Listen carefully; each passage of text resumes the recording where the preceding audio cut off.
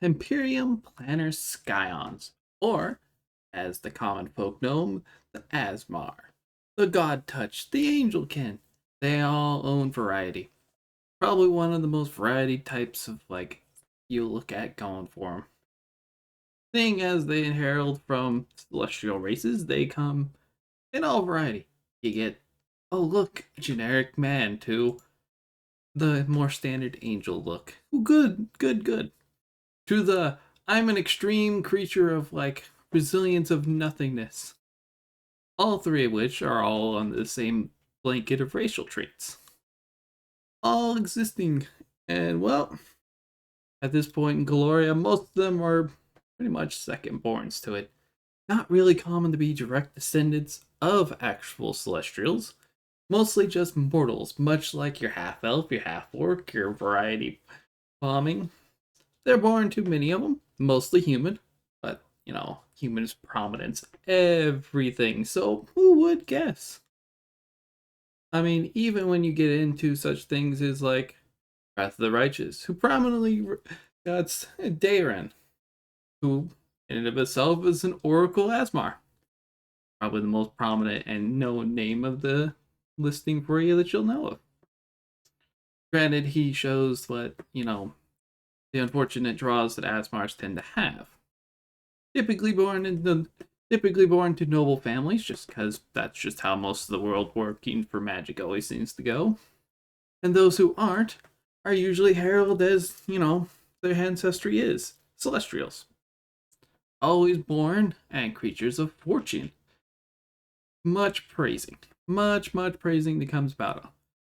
As for most of them, their baseline coverage is through the Imperiums, which, which in and of themselves are, classy armored angels that sling around bolts of magic everywhere, and having probably one of the most versatile stats in and of itself. A wisdom charisma, always free stats going for most of them, leading them to end up being most of the divine classes, seeing as wisdom and charisma is very common in them. Much of them being either clerics, oracles, or even paladins, with their lovely social upbringings. And they unfortunately became native outsiders, which good enough means they're still resurrectable if you need be. Holding up the medium sized category as most races tend to be. They are granted the dark vision, of course. Not very many races outside the baselines tend to not have dark vision, so as they're human in nature and celestial in them, their bloodline determines their skills differently, but baseline Imperium Asmars get their diplomacy and perception, which kick ass stat boost, not gonna lie. The free gained ability to cast daylight, but they were typically the contradictory to the tieflings, so darkness and daylight being their spells of choice is great. As with most celestial heritage creatures, at least some form of resistance to acid, cold, and electricity, which I think normal celestials actually have immunity to electricity, but it's a race for players. Ironically, they for some reason do start speaking with celestials, which probably celestial as being part of their base languages kind of sells them to why you'd think the nobles and other such things would ever want to see them, but yeah, pretty typical of them. They do come in a couple variations of their racial heritage, seeing as celestials come in a wide variety. There's your standard angel types, which do readjust it and have the most prominently most common use, seeing as they get +2 strength and charisma. Obviously, they're paladins, but needless to say, as paladins in themselves, they inherit much of the angel traits going for them, which is they're humanoid. Congrats. As with most celestials, they uphold the lovely winged featherness, and, well, they tend to have that high charisma going for them, but that's the selling point of being an angel, is they were typically seen as beautiful creatures. Swapping out their perception and their lovely diplomacy for heal and knowledge the planes, and throwing away the daylight spell, which I guess it would make accurate to angels being able to alter self as a spell, but you know, just the trade-off you make for it. Seeing as the celestial angel types tend to be coming anywhere from eyed monstrosities to humanoid figures, they adapt very much into it. Moving from them is the other half of the angel archetype, the Archon, who are also technically just angels, but more commonly associated as archons, the other half of problem solvers. They are also on the side of probably more accurate to biblically accurate angels in this case. Most of them not actually pertaining any true physical forms that keep up in them. The archons most associated are probably going to be your like shield archons, your legion archons, the ones that uphold a humanoid figure. They do vary into having animal traits, but that you'll find out is the least of the concern. Because that's very little animal traits. There's a lot of variety of archons that own more object dance. As with them being more of the warrior half of the angels, they do inherently gain the more durability and clerical. Seeing as they get their +2 con and 2 wisdom, which is odd because you think that would be more of the angel half, but whatever. Throwing out their perception and diplomacy, they gain intimidation and sense motive, which once again makes you wonder why they're not the ones who are part with strength charisma, but I'm not making decisions. They gain the ability to cast continuous flames, which obviously with their flaming weapons being their standard hi-ho, that's what you get. Alignment wise don't mean much onto them, but they tend to be a little more stick up their ass is really what it comes to. Moving down from them, we still retain our loveliness of humanoid forms as we get into the Peri-blooded, or Emberkin as most of them end up entailing. These ones truly inherit the humanoid look, and are usually wreathed in flames or flame-like wings.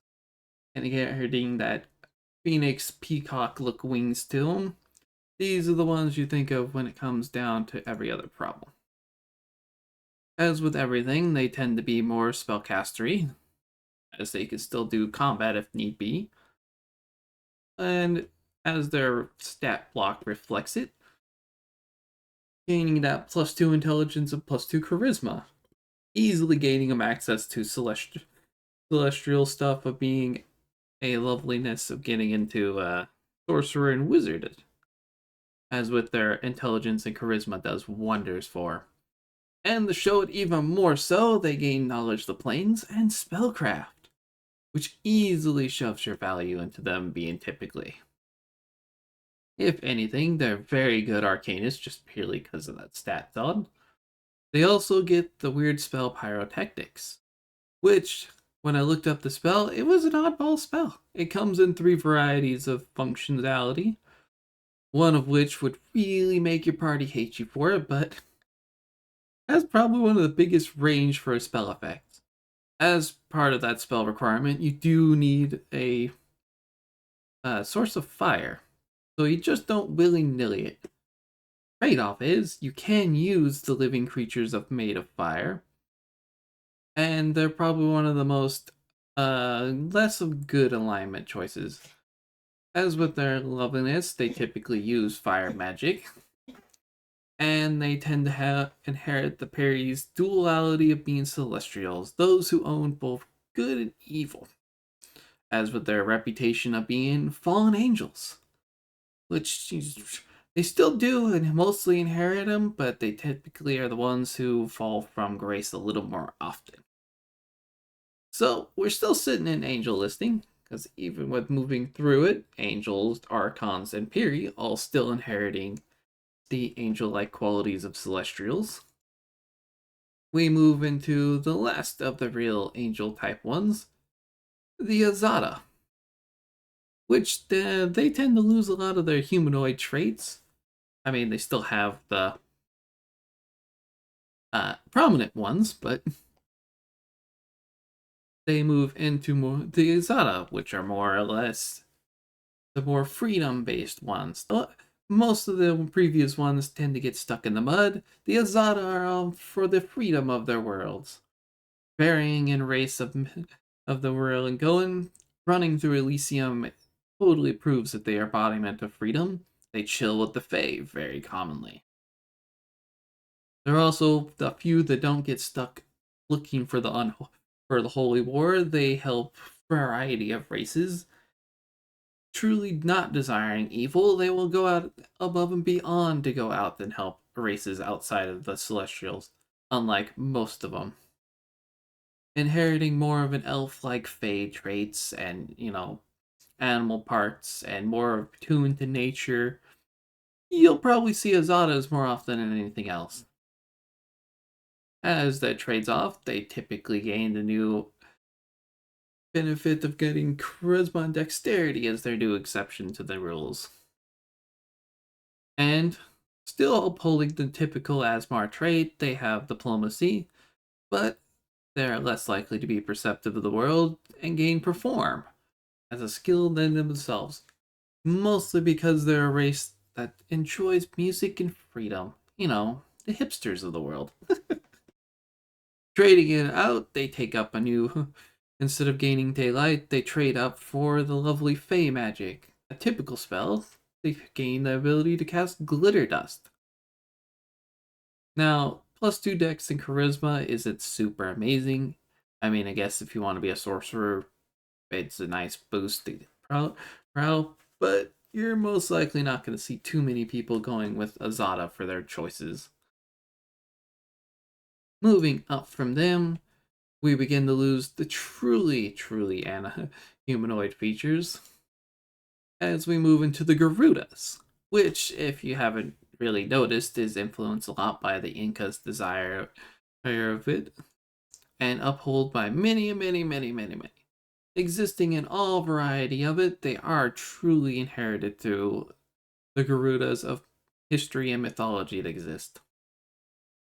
As with that, they embodied the freedom of it and truly in it. I don't particularly look at this one too often. It's once again another stat build that's not super exciting. But they uphold more avian features as per with most Garudas. And I believe it's not much more onto them. They're just truly onto. They live in Gloria as per any other race existence. But if you know anything about the history of Garuda, you'll know pretty much what the standard Garuda array is in normally.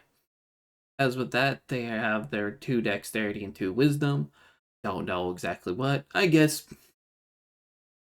To be fair, those are some pretty good stats to be a monk hanging around with, so I guess.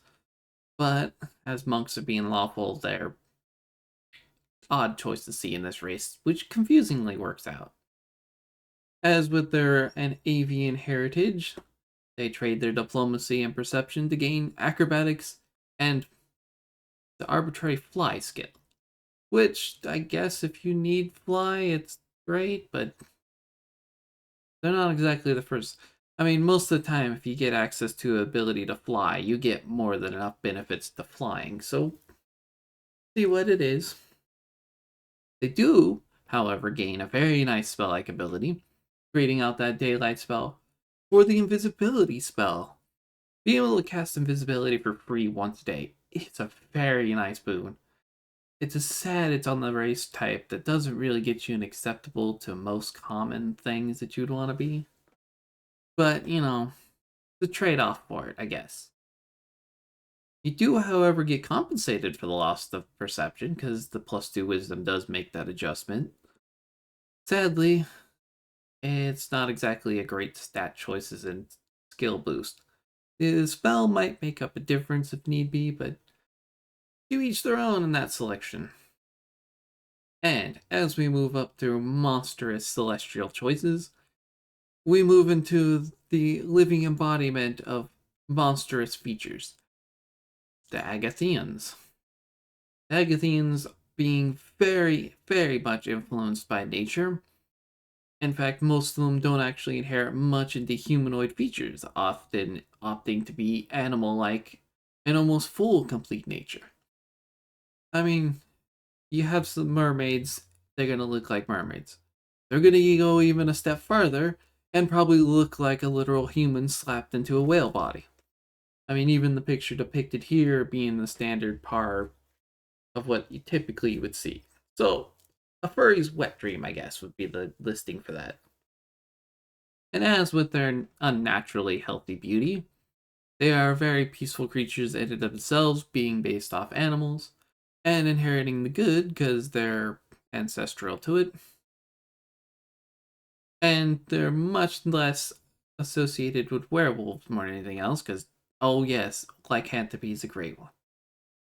And as with their animal features, their unnatural beauty comes in accounted, so +2 con, +2 charisma, and had some beautiful choices and stats.